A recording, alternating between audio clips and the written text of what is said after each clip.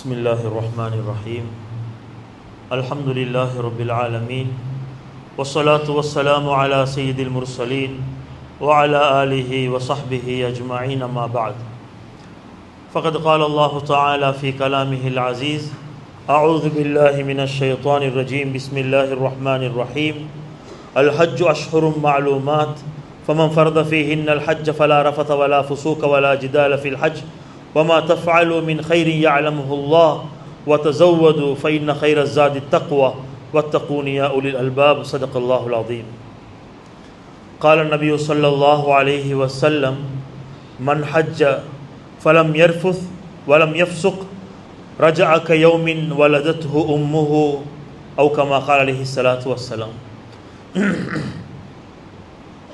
புகழ் அனைத்தும் அகிலத்தை படைத்து பரிபாலிக்கக்கூடிய அல்லாஹ்வுக்கே சொந்தமானது. அல்ஹம்துலில்லாஹ். சலாத்தினும் கருணையும் சலாமினும் ஈடேற்றமும் ஹதரத்தே முஸ்தபா அஹ்மதே முஜ்தபா சையதுல் கவுனேன் ஹாத்தமுன் நபியின் ஸல்லல்லாஹு அலைஹி வஸல்லம் அவர்கள் மீதிலும் அவர்களுடைய வாழ்க்கையை அணுவணுவாக பின்பற்றிய உத்தம சஹாபாக்கள், தாபிஊன்கள், தபுஉத் தாபிஈன்கள், கியாமத்து நாள் வரை வரக்கூடிய முஸ்லிமான ஆண்கள் பெண்கள் அனைவர்கள் மீதும் உண்டாவதா. கண்ணியமானவர்களே, சகோதரர்களே, எந்த விடயங்களை எல்லாம் இஸ்லாம் எங்களோட வாழ்க்கையில் எடுத்துடக்குமாறு ஏவிருக்கின்றதோ அவைகளை தனது சத்திற்கேற்பவாறு எடுத்து நடக்குமாறும், எந்த விடயங்களை எல்லாம் தவிர்த்து கொள்ளுமாறு விலக்கிருக்கின்றதோ அவைகளை முற்றிலும் முழுதாகவும் தவிர்த்து கொள்ளுமாறும் வசியத்தும் நசீஹத்தும் செய்து கொள்கிறேன்.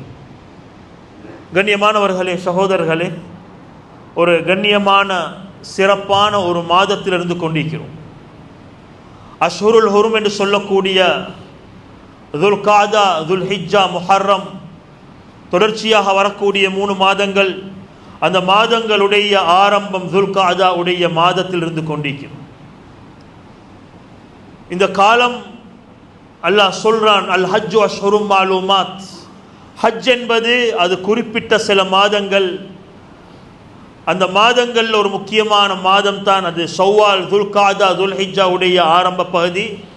இந்த நாட்கள் ஹஜ்ஜுடைய பயணத்துக்காக வேண்டி மக்கள் தயாராகி பயணம் செய்து கொண்டிருக்கிறாங்க.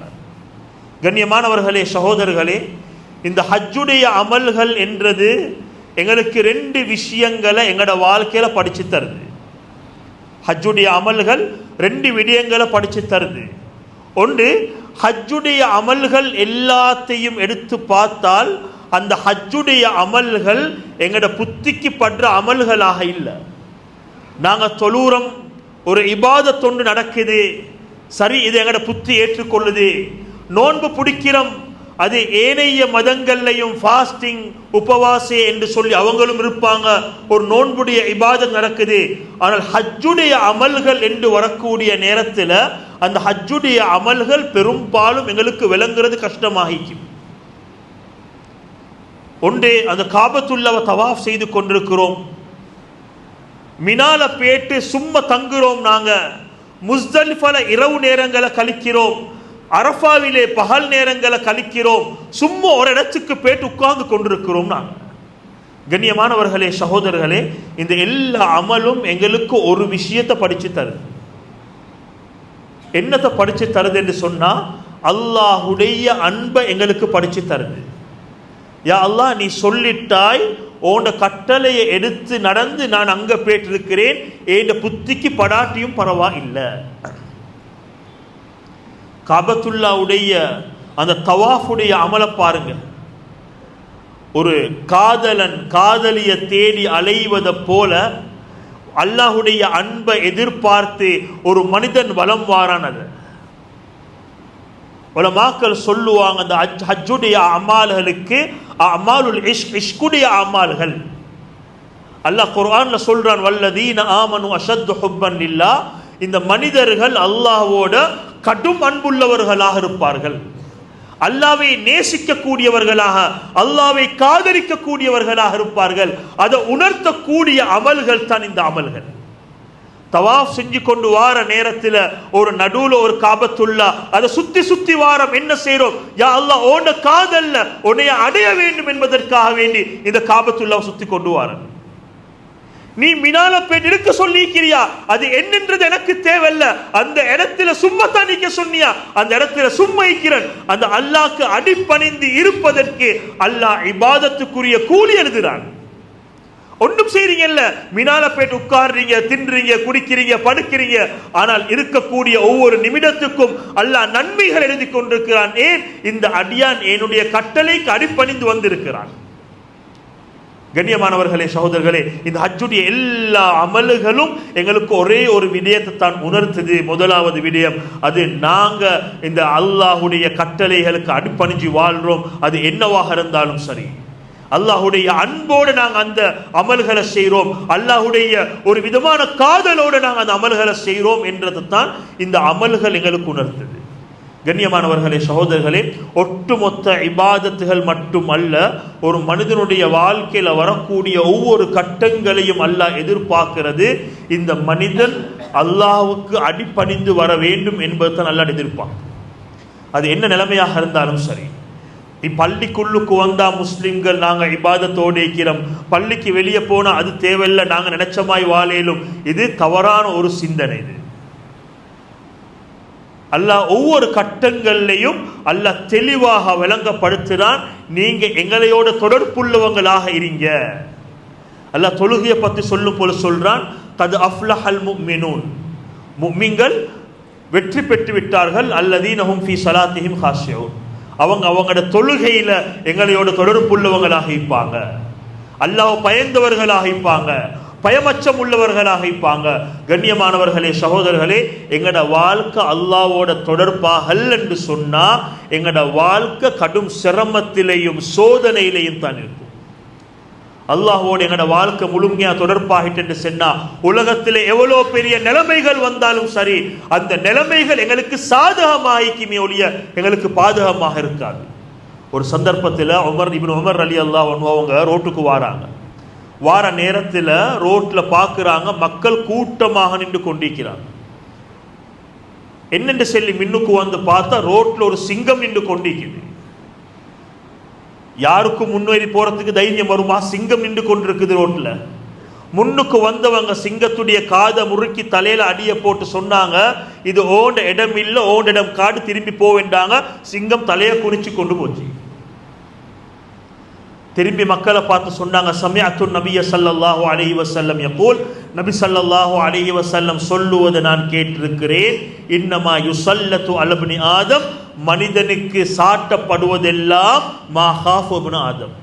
மனிதன் உலகத்தில் யாரை பார்த்தெல்லாம் பயப்படுறானோ, அல்லாஹுடைய பயமச்சம் இல்லை, மற்ற எல்லாத்திட பயமும் நீக்குதுன்னு சொன்னா அந்த எல்லாத்தையும் இந்த மனிதனுக்கு சோதனையாக ஆக்குவான். லவ் அன்ன இப்னு ஆதம் லம் யகஃப் இல்லல்லாஹ் லம் யுஸல்லத் அலைஹி கைரு, இவன் அல்லாஹ்வோட மட்டும் தான் தொடர்பாக இருக்கிறான், அல்லாஹுடன் இவனுடைய தொடர்பை சீராக்கி இருக்கிறான், அல்லாஹ் வேற யாரை காட்டியும் இவனுக்கு பயம் காட்ட மாட்டான். முழு உலக படைப்பினங்களும் இவங்களை பார்த்து பயப்படும். சஹாபாக்களை போல, சஹாபாக்களுடைய வாழ்க்கைக்கு இது, சஹாபாக்களுடைய வாழ்க்கையை போல முழு உலகமும் அவர்களை பார்த்து பயந்தார்கள். கண்ணியமானவர்களே, சகோதரர்களே, என்ன செய்த ஒரே வேளை தன்னுடைய உள்ளத்தில் அல்லாஹுடைய அன்பை முழுமையாக எடுத்துக்கொண்டாங்க, வேறொன்றும் இல்லை. சஹாபாக்களுடைய வாழ்க்கை அவ்வளோ பெரிய வெற்றியாக மாறுறதுக்கு ரெண்டு விஷயங்கள் தான் இருக்குது. ஒன்று அல்லாஹுடைய கட்டளை, ரெண்டாவது நபி ஸல்லல்லாஹு அலைஹி வஸல்லமுடைய சுன்னத். கண்ணியமானவர்களே, சகோதரர்களே, இந்த சுன்னத்தை பற்றி பேச இருக்கல்ல, சுருக்கமாக சொல்லி முடிக்கிற இந்த சுன்னத்தை பற்றி, சஹாபாக்கள் சுன்னத்தை எப்படி தெரியுமா விளங்கினாங்க? நீங்க இன்றைக்கு சில விஷயம் செய்ய முடியாது என்றதனால அந்த சுன்னத்தை இல்லை என்று அந்த சுன்னத்தை கேவலப்படுத்தி அந்த சுன்னத்தை புறக்கணிக்கிறோம் நாங்க. கண்ணியமானவர்களே, பயங்கரமான முடிவுகள் வரும், அல்லாஹ் பயந்துக்கோங்க. சஹாபாக்கள் சுன்னத்தை எப்படி தெரியுமா விளங்கினாங்க? இன்றைக்கு நாங்க செல்றோம், அது இருந்தா அது சுன்னத் இல்லை, இது சுன்னத் இல்லை, பள்ளிக்குள்ளுக்கு வந்தா இபாதத்துல சுன்னத் இருக்குது, எங்கட உடுப்புல சுன்னத் இல்லை, எங்கட தாடியில சுன்னத் இல்லை, எங்கட தொப்பில சுன்னத் இல்லை. இன்றைக்கு நாங்க கேவலமாக சுன்னத்தை பேசிக் கொண்டிருக்கிறோம். அல்லாஹ் பயங்கரமான முடிவுகள் தருவான், பயந்துக்கோங்க. சஹாபாக்கள் சுன்னத்தை எப்படி விளங்கினாங்கன்றதுக்கு ஒரு உதாரணம் எங்களுக்கு போதும். ஒரு சந்தர்ப்பத்தில் இப்னு உமர் ரலியல்லாஹு அன்ஹு அவங்க ரோட்ல போற நேரத்துல ஒன்றும் இல்லை, வெற்ற வெளியான ஒரு பூமி, அந்த இடத்துல திடீர்னு குனிஞ்சிட்டு போனாங்க. மாணவர்கள் கேட்டாங்க, குனிரத்து கொண்டும் இல்லை, இந்த இடத்துல குனிரத்து கொண்டும் இல்லை, திடீர்னு குனிஞ்சிங்க. சொன்னாங்க, இல்ல நான் நபி ஸல்லல்லாஹு அலைஹி வஸல்லமோட வார நேரத்துல இந்த இடத்துல ஒரு மரம் ஒன்று இருந்துச்சு, அந்த நேரத்துல நபி ஸல்லல்லாஹு அலைஹி வஸல்லம் குனிஞ்சு கொண்டு போனாங்க, அந்த சுன்னத்தை பின்பற்றி நான் குனிஞ்சு கொண்டு போறேன்னுட்டாங்க. இப்ப அந்த மரம் இல்ல. சஹாபாக்கள் நபி ஸல்லல்லாஹு அலைஹி வஸல்லமுடைய செயலை இப்படித்தான் விளங்கியிருந்தாங்க. எங்களுக்கு ஒன்று பின்பற்ற ஏலா என்றதனால நபி ஸல்லல்லாஹு அலைஹி வஸல்லமுடைய சுன்னத்களை கொச்சப்படுத்துறவங்களுக்கு அல்லாஹ் உலகத்துல வரலாறுல பயங்கரமான முடிவுகள் கொடுத்திருக்கிறான். பயந்துக்கோங்க ஒருத்தரும். சஹாபாக்கள் இவ்வளவு பெரிய அந்தஸ்து அடைகிறதுக்கு ரெண்டு காரணம் தான். ஒன்று அல்லாஹ்வுடைய கட்டளை அன்போடு எடுத்தாங்க, ரெண்டாவது நபி ஸல்லல்லாஹு அலைஹி வஸல்லமுடைய சுன்னத்தை தன்ன வாழ்க்கையில உயிருக்கும் மேலாக எடுத்தாங்க. கண்ணியமானவர்களே, சகோதரர்களே, அல்லாஹ் இந்த ஒட்டுமொத்த இபாதத்தை கொண்டு அல்லாஹ் எதிர்பார்க்கிறது, இந்த மனிதன் அல்லாஹ்க்கு அடிபணிஞ்சு வரணும். அல்லாஹ்வுடைய அன்போடு அல்லாஹ்வுடைய பயமச்சத்தோடு ஒவ்வொரு அமல்களையும் செய்யும். நோன்புடைய அமல்களை பத்தி அல்லாஹ் சொல்லும்போது சொல்றான், குத்திப அலைக்குமுஸ் ஸியாமு கமா குத்திப அலல் லதீன மின் கப்லிக்கும் லஅல்லக்கும் தத்தகூன். உங்களுக்கு நாங்க நோன்பை கடமையாக்கி இருக்கிறோம், ஏனைய உம்மத்து கடமையாக்கினது போல அந்த நோன்புடைய நோக்கம் ஒன்று தான், நீங்க எங்களோட தொடர்பாகணும். லஅல்லக்கும் தத்தகூன், தக்வா உள்ளவங்களாக மாறணும். ரமலான் வந்து முடிகிற நேரத்தில் ஆண்கள், பெண்கள், வயோதிபர்கள், வாலிபர்கள், குழந்தைகள் எல்லா மக்களும் அல்லாஹ்வுடைய தொடர்பை ஏற்படுத்தினவங்களாக மாற வேண்டும். இதுதான் ரமலானுடைய நோக்கம். பகல்ல பசியில் இருந்தோம், ராவில தொழுந்தோம், ஒரு உணர்ச்சியும் இல்ல, நோன்பு முடிஞ்ச அதேமா எங்கட வாழ்க்கை கழியுதுன்னு சொன்னா ரமலானுடைய நோக்கம் நிறைவேறப்பட்டில்ல. அல்லாஹ்வுடைய அன்பு கூடிக்கணும். ஒவ்வொரு அமல்களும் அல்லாஹ்வுடைய அன்போடு செய்யணும். அல்லாஹ் ஹஜ்ஜுடைய அமல்களை பத்தி சொல்லும் பொழுதும் சொல்றான், வதஸவ்வது, நீங்க போற நேரத்தில் யாருக்கும் பாரமாக போகாம நீங்க உங்களோட எல்லா ஏற்பாடுகளையும் செஞ்சுக்கோங்க. யாருக்கும் பாரமாக போகணும். உங்களுக்கு என்னென்ன தேவையோ, உங்களோட பயணத்துக்கு தேவைகள், அங்க இருக்கிறதுக்கு தேவைகள், எல்லா தேவைகளையும் செய்துக்கோங்க. ஆனால் ஃபைன்ன ஹைர ஸாதி தக்வா, ஆனால் நீங்க எடுத்துட்டு போகக்கூடிய பொருள்கள்ல கட்டிச்சாதத்தில் ஆக சிறந்தது தக்வா என்றது தான். எல்லாம் எடுத்துட்டு போறீங்க, உள்ளத்துல அல்லாஹ்வுடைய அன்பையும் அல்லாஹ்வுடைய அச்சத்தையும் எடுத்துட்டு போகலன்னா உங்களுக்கு காபத்துல்லா விளங்கவும் மாட்டுச்சு, மினா விளங்கவும் மாட்டுச்சு, அரஃபா விளங்கவும் மாட்டுச்சு, முஸ்தலிஃபா விளங்கவும் மாட்டுச்சு. எந்த சந்தர்ப்பத்தில் பாவம் செய்யலும் என்று சொல்லி பார்த்து அந்த சந்தர்ப்பத்தில் பாவத்துக்கு நாங்க முன்னுக்கு வருவோம். அல்லாஹ் பாதுகாக்கணும். பல நிகழ்வுகள் அண்மை காலங்கள் நடந்திருக்குது. அந்த காபத்துல்லாவுக்கு முன்னுக்கு மத்தாஃப்ல பாவத்தில் ஈடுபட்டவங்களும் இருக்கிறாங்க. அல்லாஹ் பாதுகாக்கணும். ஒருத்தரை உள்ளத்துல தக்குவாவை எடுத்துக்கொண்டு போகல, அல்லாஹ்வுடைய தொடர்பை நாங்கள் எடுத்துக்கொண்டு போகல என்று சொன்னா கண்ணியமானவர்களே, இந்த பயங்கரமான நிலைமை ஏற்படும் எங்களுக்கு. அதனால தான் அல்லாஹ்வுடைய தொடர்பை ஏற்படுத்திக்கோங்க. அது இபாதத்துகளாக இருந்தாலும் சரி, முஆமலாத் கொடுக்கல் வாங்கலாக இருந்தாலும் சரி, முஆஷராத்துடைய விஷயங்களாக இருந்தாலும் சரி, அல்லாஹ் எல்லாமே தொடர்பு படுத்துறது அல்லாஹ்வுடைய தக்வாவோட, அல்லாஹ்வுடைய தொடர்போட. அல்லாஹ்வுடைய தொடர்பு இல்லாமல் நீ எது செஞ்சாலும் ஃபெயிலியர்.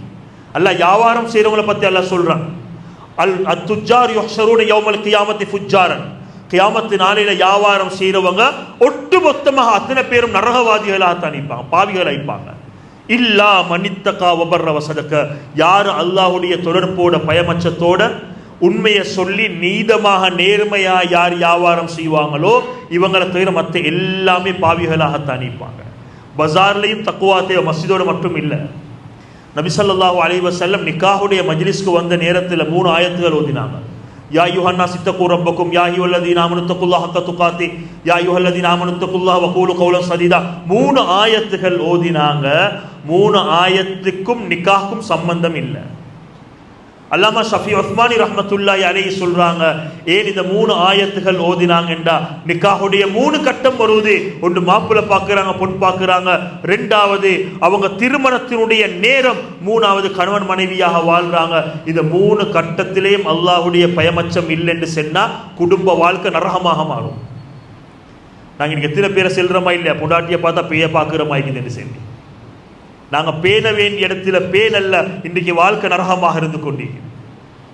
கண்ணியமானவர்களே, சகோதரர்களே, முழு வாழ்க்கையும் சமூக வாழ்க்கையா இருக்கிறான். அல்லாஹ் மஸ்ஜிதுடைய நிர்வாகத்துடைய விஷயத்திலேயும் சொல்றான், இன்னமா யஅமுரு மஸாஜித் அல்லாஹி மன் ஆமன பில்லாஹி வல் யௌமில் ஆகிர் வ அகாம ஸலாத்த வ ஆத ஸகாத்த வ லம் யக்ஷ இல்லல்லாஹ். நிர்வாகத்துக்கு வாரவங்களுக்குரிய ஆக பெரிய தகம சமூகத்தில் ஈடுபடுறாங்களா, தலைவர்களாக வாராங்களா, உங்களோட நிர்வாகத்துக்கு வாராங்களா? கண்ணியமானவர்களே, ஒரே ஒரு குவாலிஃபிகேஷன் தான், வலம் யக்ஷா இல்லல்லாஹ், அல்லாஹ்வுடைய தொடர்புள்ளவங்களாக இருக்கணும். அப்படி இல்லையா, பணத்தோட வாராங்க, பதவியோட வாராங்க, கொடுக்க வானம். அல்லாஹ்வுடைய தொடர்போட வாராங்களா, பயப்படாம கொடுங்க, அல்லாஹ் பயந்து கொள்வாங்க அவங்க. கண்ணியமானவர்களே, சகோதரர்களே, ஒரு மனிதனுடைய வாழ்க்கையில என்னென்ன கட்டங்கள் வருவதோ, என்னென்ன நிலைமைகள் வருவதோ, அந்த எல்லா நிலைமைகளையும் அல்லாஹ் எதிர்பார்க்கிறது ஒன்று தான், இந்த மனிதன் அவன் தொடர்பு அல்லாஹ்வோடு சீராக்கணும். நாங்கள் உலகத்தில் எல்லாம் சீராக்கிக்கிறோம், அல்லாஹ்வுடைய தொடர்பை நாங்கள் சீராக்கல் என்று சொன்னால் உலகத்துடைய வாழ்க்கை நஷ்டம், ஆகிரத்துடைய வாழ்க்கை நஷ்டம். எங்கள்கிட்ட செல்வம் இருக்கலாம், பதவிகள் இருக்கலாம், பட்டங்கள் இருக்கலாம், வாகனங்கள் இருக்கலாம், எல்லாம் இருக்கலாம், அல்லாஹ்வுடைய தொடர்பு எங்களுக்கு இல்லை என்று சொன்னால் கண்ணியமானவர்களே, உலகத்திலே நஷ்டம், ஆகிரத்திலே நஷ்டம். ரெண்டாவது, இந்த ஹஜ்ஜுடைய அமல் படிச்சு தருது முக்கியமான ஒரு விடயம். அது ஹஜ்ஜுடைய காலங்களில் 3 பஜார்கள் இருக்கும். துல்காதாவுடைய ஆரம்ப 10 நாள் சூக்கே உக்காத், தாயிஃப்ல இருந்து வார வழியில மக்காவுக்கு வார வழியில ஒரு பஜார் இருக்கும், சூக்கே உக்காத். ரெண்டாவது 15ல சூக்கே மிஜன்னா என்று செல்லக்கூடிய மக்காவுக்கு கொஞ்சம் நெருக்கத்தில் ஒரு பஜார் ஒன்று இருக்கும்.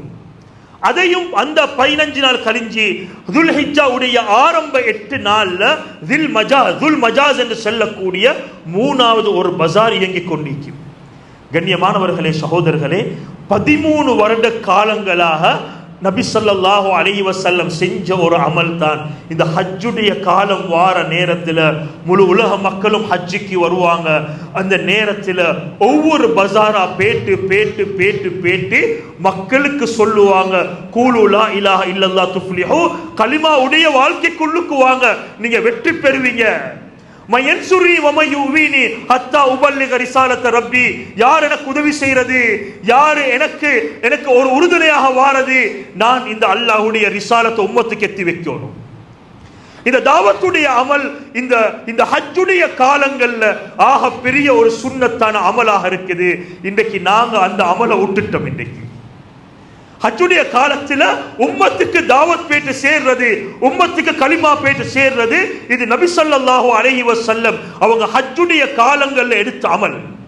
அந்த நேரத்தில் தான் ஹிஜ்ரி 11ல ஒரு 12 பேரை கொண்ட ஒரு ஜமாஅத்தை சந்திக்கிறாங்க. யஸ்ரிப்லிருந்து வந்தவங்க, மதீனாலிருந்து வந்தவங்க, அவங்கள்ட்ட இஸ்லாத்தினுடைய தூதுவை கொடுத்து அனுப்புறாங்க. அவங்க எடுத்துக்கொண்டு போறாங்க. அடுத்த வருடம் ஒரு பெரிய ஜமாஅத் கொண்டு வராங்க. கண்ணியமானவர்களே, அவங்களோட அனுப்புறாங்க. முஸ்அப் இப்னு உமைர் ரலியல்லாஹு அன்ஹு அவங்கள அங்க தாவத்துடைய உழைப்பை செய்ய சொல்லி. கண்ணியமானவர்களே, சகோதரர்களே, இந்த தாவத்தில தான் மதீனாவுடைய இஸ்லாமிய சாம்ராஜ்யம் உருவாகுது. அந்த மினால செஞ்ச உழைப்பு இருக்குது, அந்த உழைப்பு தான் அந்த மதீனாவுடைய சாம்ராஜ்யம் உருவாகிறதுக்கு காரணமாக இருந்துச்சு.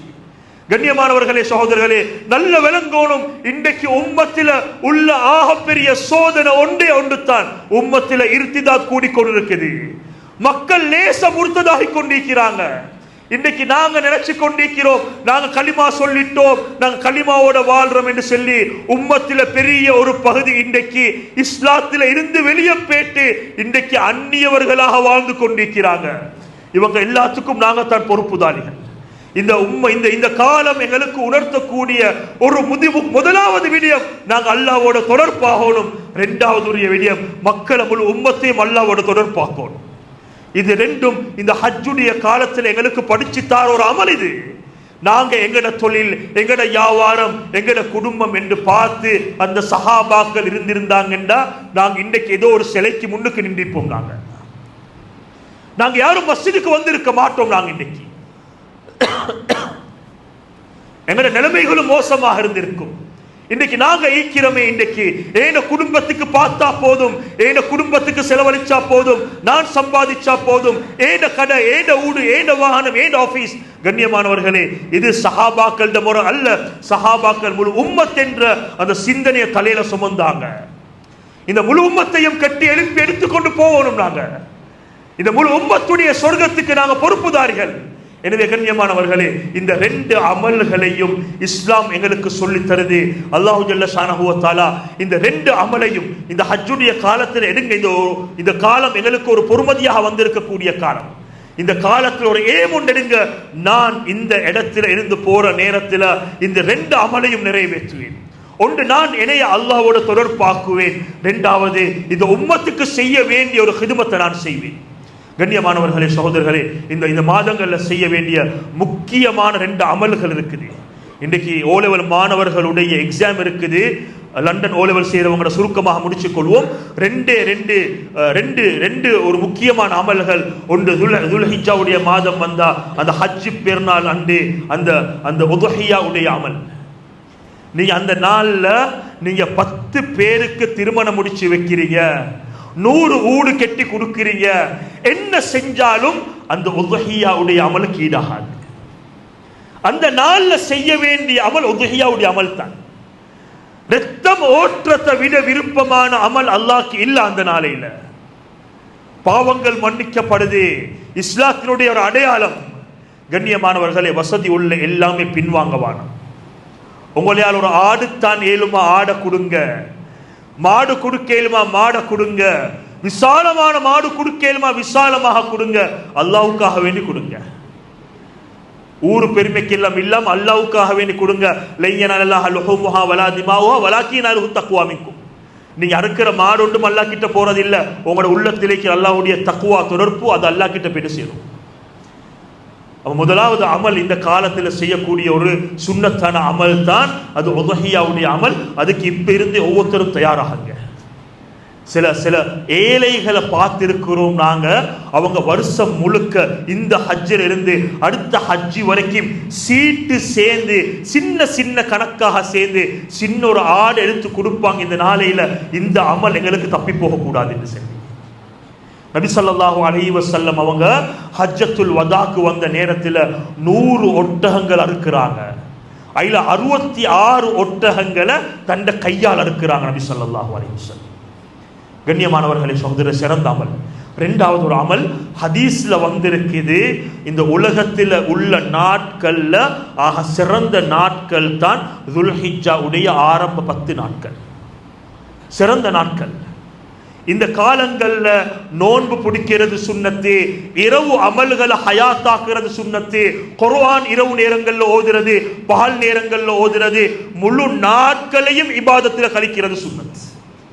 எல்லா அமல்களும் சுன்னத். காலத்தில் திக்ர் செய்யறது, குர்ஆன் ஓதுறது, நோன்பு பிடிக்கிறது. ஹதீஸ்ல வந்திருக்குது, இந்த 10 நாட்கள்ல பிடிக்கிற நோன்பை விட விருப்பமான அமல் வேறு எதுவும் இல்லை என்று வந்தீங்க அல்லாஹ்வுக்கு. அவ்வளோ ஒரு சிறந்த அமல். அதில் தான் அந்த அரஃபா உடைய நோன்பும் வருவது. கண்ணியமானவர்களே, சகோதரர்களே, இந்த அமலுக்கு ஒரு மாசம் தான் இருக்குது. நாங்கள் எங்களைய மென்டலியும் பிசிக்கலாகவும் நாங்கள் எங்களைய தயார்படுத்துவோம் இந்த அமல்களுக்காக வேண்டி. அதை போல நாங்கள் அல்லாஹ்வோட தொடர்பாகிறது, இந்த உம்மத்தை அல்லாஹ்வோட கொண்டு வந்து சேர்க்கிறது. இந்த 2 அமலுக்கும் நாங்கள் தயாராகுவோம். அல்லாஹு ஜல்ல ஷானஹு வ தஆலா உங்களோட அனைவரோட வாழ்க்கையும் கபூல் செஞ்சு உம்மத்துக்கு பிரயோஜனம் உள்ளவர்களாக மாற்றி எங்கள் எல்லா பாவங்களையும் மன்னித்தருள்வானாக. யா அல்லாஹ், தெரியாத மக்கள் யா அல்லாஹ், பலஹீனமான மக்கள் யா அல்லாஹ், எங்கள் எல்லாத்திட பாவங்களையும் மன்னிச்சிடியா அல்லாஹ். உம்மத்தை கட்டி எழுப்பக்கூடிய மக்களாக ஆக்கிடியா அல்லாஹ். முழு உம்மத்துடைய கவலை எங்கள் உள்ளத்தில் தந்திரியா அல்லாஹ். முழு உம்மத்துக்காக வேண்டியும் பாடுபடக்கூடிய மக்களாக, நாடாக ஊராக பேட்டி முழு உம்மத்துக்காக வேண்டி பாடுபடக்கூடிய தாயிகளாக எங்கள் அனைவர்களையும் ஆக்கிடுவாயாக. வாஹிர் அல்ஹம்துலில்லாஹி ரப்பில் ஆலமீன். அல்ஹம்துலில்லாஹி அலிய்யி ذات عظيم صفات سمي السمات كبير الشأن جليل القدير رفيع الذكر مطاع الأمر جلي البرهان فخيم الاسم غزير العلم وسيل الحلم كثير الغفران جميل الثناء جزيل العطاء مجيب الدعاء ميم الإحسان سريع الحساب شد العقاب عليم العذاب عزيز السلطان.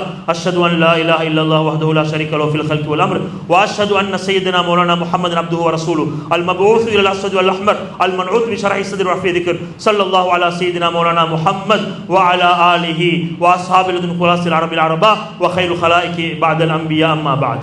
فيا أيها الناس وحدوا الله فإن توحيد الرسول طاعة واتقوا الله فإن تقوى ملاك الحسنات وعليكم بالسنة فإن السنة تهدي للطاعة ومن أطاع الله ورسوله فقد رشد واهتدى وإياكم والبدعة فإن البدعة تهدي إلى المعصية ومن يعص الله ورسوله فقد ضل وغوى. وعليكم بالصدق فإن الصدق ينجي والكذب يهلك. وعليكم بالإحسان فإن الله يحب المحسنين. ولا تقنطوا من رحمة الله فإنه أرحم الراحمين. ولا تحبوا الدنيا فتكونوا من الخاسرين. ألا وإن نفسا لن تموت حتى تستكمل رزقها فاتقوا الله وأجملوا بالطلب وتوكلوا عليه فإن الله يحب المتوكلين وادعوه فإن ربكم مجيب الداعين واستغفروه يمددكم بأموال وبنين. أعوذ بالله من الشيطان الرجيم. بسم الله الرحمن الرحيم. وقال ربكم ادعوني أستجب لكم إن الذين يستكبرون عن عبادتي سيدخلون جهنم داخرين. بارك الله لكم بالقرآن العظيم ونفعنا وإياكم بالآيات وذكر الحكيم. استغفر الله لي ولكم ولسائر المسلمين واستغفروه إنه هو الغفور الرحيم.